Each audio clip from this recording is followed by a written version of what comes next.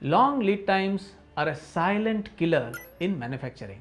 They frustrate clients, tie up cash, and eat into margins, but most CEOs treat them as an unavoidable part of doing business. The truth is, you can reduce lead times significantly without hiring more people or spending excessively on new machines. Hi, I am Shrikant Prabhudesai. I work with manufacturing businesses to achieve world-class consistency, dependable delivery, and stronger margins, helping CEOs like you streamline operations so your business runs faster and more profitably. Let's talk about where lead times actually come from. Many CEOs think lead time is just the time it takes to produce a product. In reality, it's the sum of several factors: waiting for raw material, setup and changeover times, production bottlenecks, approvals, and even delays in internal communication. The first step to reducing lead times is visibility. Map out your entire production process from order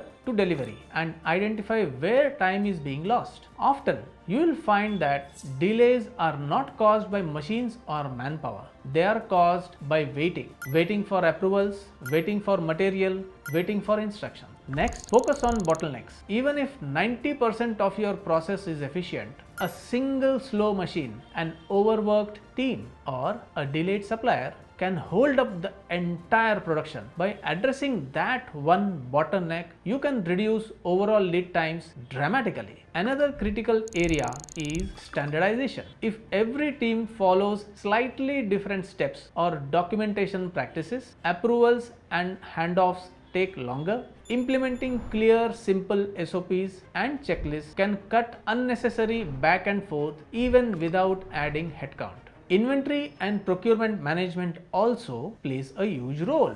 Delayed raw materials are one of the biggest contributors to long lead time. Working closely with suppliers, creating buffer stock for critical components, and aligning procurement with production schedules can remove these hidden delays. Finally, measure and monitor. Track lead times consistently, not just for products but for individual processes. This allows you to spot recurring delays and take corrective action before they escalate. When these steps are combined, visibility, bottleneck management, process standardization, smart inventory, and monitoring, lead times shrink, delivery reliability improves, and cash flow is freed up. And the best part, you don't need a massive investment. You need structured thinking and disciplined execution. Reducing lead times isn't about working harder, it's about working smarter. Identify where time is leaking, fix the bottlenecks, standardize processes, and keep an eye on the metrics. Small, consistent improvements can turn your production from slow and unpredictable